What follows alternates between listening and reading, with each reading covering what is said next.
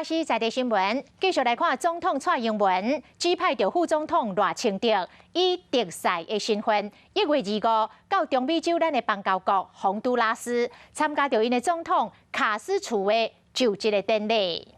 我国与洪都拉斯建交已经超过80年，